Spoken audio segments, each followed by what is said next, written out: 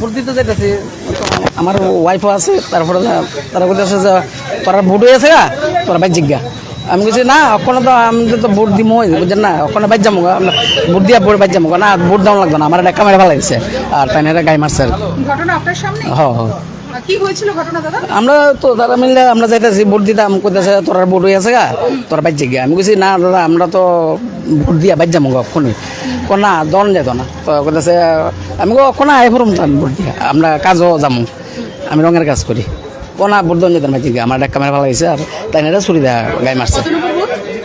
এটা কুঞ্জবন 27-এর 28 মনে হয়, এটা 28 কুঞ্জবন কলোনি, অভয়নগর নজরুল স্মৃতি বিদ্যালয়।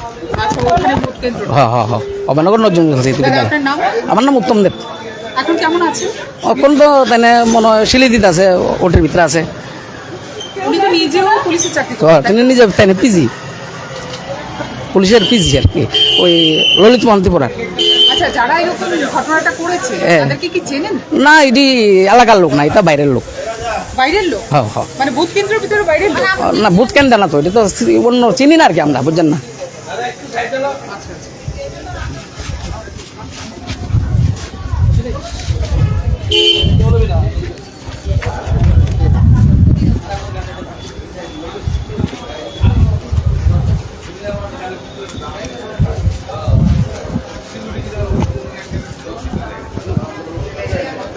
যে সমীরবাবুকে ছুরি দিয়ে আঘাত করা হয়েছে, ওনাকে ভোট দিতে দেওয়া হয়নি, যারা আটকেছে একজন প্রত্যক্ষদর্শী ছিলেন, ওনার সাথে কথা বললাম। উনি বললেন যে ওনাকে ভোট দিতে দেওয়া হয়নি, ছুরি বের করে ওনাকে আঘাত করা হয়েছে।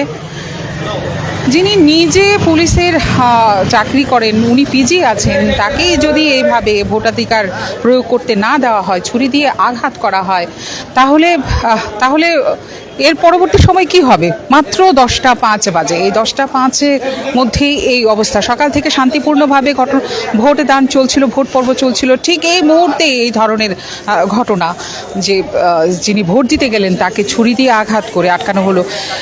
এবং এই কথাটাও বলা হলো যে তাদের ভোট দেওয়া হয়ে গেছে, আর যারাই আটকেছেন তাদের, যারা ভোট দিতে গেলেন ভোটাররা, তারা কিন্তু চিনতে পারেননি। বলেন কি যে ওনাদের চেনা যায়নি, বহিরাগত ওরা হবে, ওদেরকে চেনা যায়নি, সেই এলাকার নয়।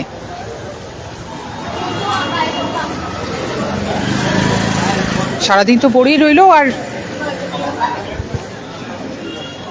এই মুহূর্তে আমরা রয়েছে জিবি ট্রমা সেন্টারের সামনে।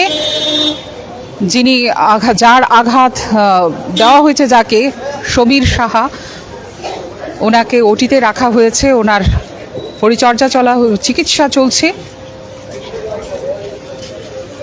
প্রার্থনা করি উনি সুস্থ হয়ে বেরিয়ে আসুন।